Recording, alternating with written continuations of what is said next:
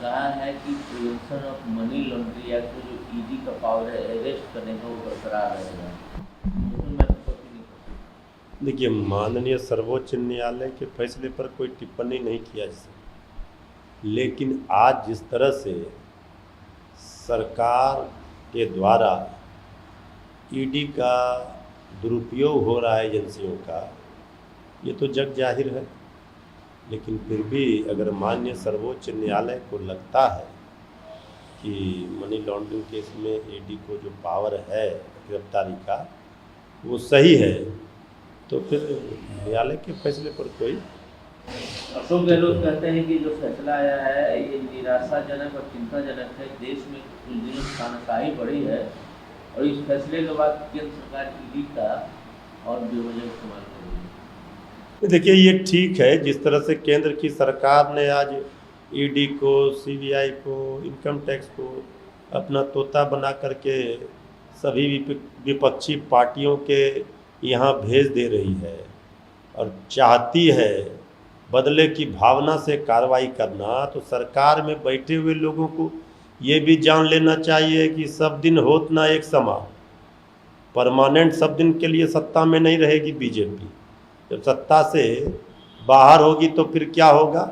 तो इसलिए गहलोत साहब ने ठीक ही कहा है कि आज अगर इस तरह से इन एजेंसियों का दुरुपयोग सरकार में बैठे लोग करेंगे और सिर्फ विपक्षी पार्टियों को टारगेट करेंगे, इनके माध्यम से डिमोरलाइज करेंगे, तो ये उचित नहीं है। लेकिन माननीय न्यायालय के फैसले पर तो कोई टिप्पणी नहीं की जा सकती है। ये जो छत्तीसगढ़ के farmer Panchayati Raj and rural development minister T.S.. Singhdeo ने अपने इस्तीफे में कहा है कि मुझे ऐसा लगने लगा या मुझे ऐसा लगा कि मैं लोगों के जो विश्वास था जितना मैं काम कर हो सकता था मैं नहीं कर पा रहा हूँ, तो मैंने स्टेप डाउन कर लिया और मैं दूसरे को चांस दे रहा हूँ। उसमें गलत क्या है? देखिए, कुछ न कुछ तो कारण रहे हैं। अब ये तो जब सारी बातें सामने आएंगी तभी तो पता चलेगा। लेकिन अब उन्होंने अपनी बात कह दी कि हमने जनता के उम्मीदों पर खरा नहीं उतरे, तो कारणों से वो पद छोड़ रहे हैं। लेकिन इतना तो लग रहा है कि कहीं न कहीं कुछ कारण है। मिथुन चक्रवर्ती जो बीजेपी के लीडर हैं बलवाल को कहते हैं कि 38 टीएमसी के एमएलए का हम लोग से बहुत अच्छा संबंध है और 21 तो डायरेक्ट हमारे संपर्क में है। देखिए, मिथुन चक्रवर्ती जी फिल्मी पर्दे पर अच्छे कलाकार हो सकते हैं, लेकिन राजनीति के पर्दे पर वो थोड़ा ज़्यादा ही बोल दे रहे हैं। ये राजनीति का जो धरातल है भी उनको समझ में नहीं आ रहा है। अच्छे संबंध होने से ये नहीं होता कि टीएमसी के विधायक उनके साथ जाए। मिथुन चक्रवर्ती जी कलाकार हैं, उनका हम सम्मान करते हैं, लेकिन जिस पार्टी में हैं बीजेपी में, वहाँ तो उनको तो एक तरह से हाशिए पर ही रखा गया है। ममता बनर्जी कहती हैं कि मीडिया का रोल कंगारू कोर्ट की तरह है बंगाल में। जिस तरह से एसएससी का जो घोटाला आया है सामने, जो भी उसमें दोषी है उसको पनिशमेंट मिलना चाहिए, इसमें मीडिया ट्रायल क्यों नहीं। ये बात पिछले कुछ वर्षों से देखा जा रहा है कि कुछ मामलों में मीडिया ट्रायल पर ही फैसला हो जा रहा है।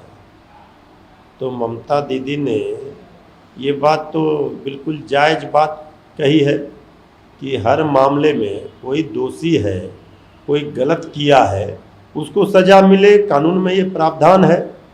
लेकिन किसी भी चीज़ का मीडिया ट्रायल के माध्यम से कोई फैसला हो या उस पर कोई टीका टिप्पणी हो, ये भी उचित डेमोक्रेसी में नहीं है। असदुद्दीन ओवैसी कहते हैं कि जो बीजेपी लेड यूपी की गवर्नमेंट है वो कांवड़ियों को फूलमाला बरसाती है, वो हम लोग पे फूलमाला क्यों नहीं बरसाती है? मुस्लिमों पर हम लोग को तो बुलडोजर चलाती है। देखिए, हम लोग तो स्पष्ट मानते हैं कि जो बीजेपी की नीति रही है कट्टरवादी, उस कट्टरवादी का चाहे हिंदू हो चाहे मुस्लिम हो उसका विरोध करते हैं।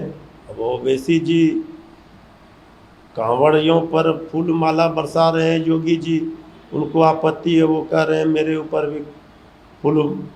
तो सवाल उठता है कि ये तो बीजेपी की बी टीम बन करके ही उनको, अरे फूल बरसाने का सरकार को ये समझ लेना चाहिए, ऐसी जनता पर फूल बरसाए जो निरीह है, जो गरीब है, शोषित है, पीड़ित है।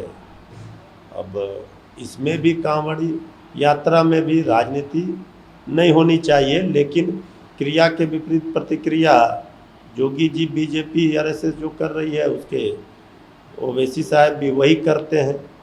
दोनों का तो एक ही राजनीति का स्टाइल है। इसी से हम लोगों को परहेज है कि हम समाज में कोई धर्म हो ये, लेकिन कट्टरवादी तत्वों का कोई जगह नहीं है।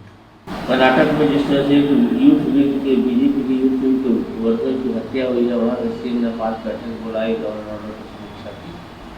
देखिए कर्नाटक में तो बीजेपी की सरकार है और वहाँ जिस तरह से जब सत्ताधारी दल के नेता ही सुरक्षित नहीं हैं तो आम जनता की सुरक्षा भगवान भरोसे है। और कर्नाटक की सरकार जब अपने ही पार्टी के प्रदेश अध्यक्ष युवा के उनको उनकी सुरक्षा देखभाल नहीं कर पा रही, सुरक्षा नहीं दे पा रही है, तो आम जनता को क्या कर रही होगी?